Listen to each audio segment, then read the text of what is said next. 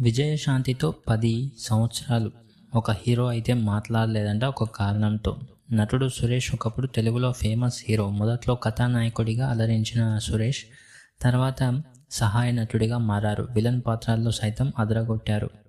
అయితే చాలా కాలంగా సురేష్ విజయశాంతికి దూరంగా ఉంటున్న సంగతి తెలిసిందే. ఇటీవల ఒక ఇంటర్వ్యూలో పాల్గొన్న ఆయన తన నటనా ప్రస్థానం, తోటి నటులతో తన అనుభవాలను పంచుకున్నారు. ప్రత్యేకంగా నటి విజయశాంతి, స్వర్గీయ నటి సౌందర్యల గురించి ఆయన వెల్లడించిన విషయాలు అయితే చాలా ఆసక్తిని రేకెత్తిస్తూ ఉన్నాయి.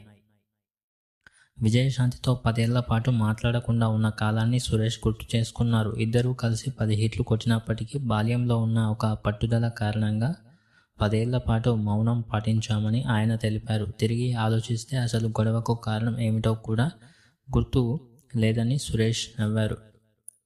10 ఏళ్ల తర్వాత ఊటీలో మళ్ళీ కలుసుకున్నామని, చిన్న హాయ్ చెప్పుకున్నామని, ఆ తర్వాత వారి మధ్య మాటలు మళ్ళీ ప్రారంభం అయ్యాయని చెప్పుకొచ్చారు. విజయశాంతి లేడీ సూపర్ స్టార్గా ఎదిగిన తర్వాత ఆమె హీరో పాత్రలు కూడా చాలా చిన్నవిగా మారాయని, పాటలకు, చివరి దృశ్యాలకు మాత్రమే పరిమితం అయ్యాయని సురేష్ చెప్పారు. అటువంటి పాత్రలు తనకు నచ్చవని, అందుకే ఆమెలో నటించకూడదని నిర్ణయించుకున్నానని సురేష్ స్పష్టం చేశారు. ఆ తర్వాత సురేష్ తన కెరీర్లో అత్యంత గౌరవించే వ్యక్తుల్లో ఒకరైన సౌందర్య గురించి మాట్లాడారు.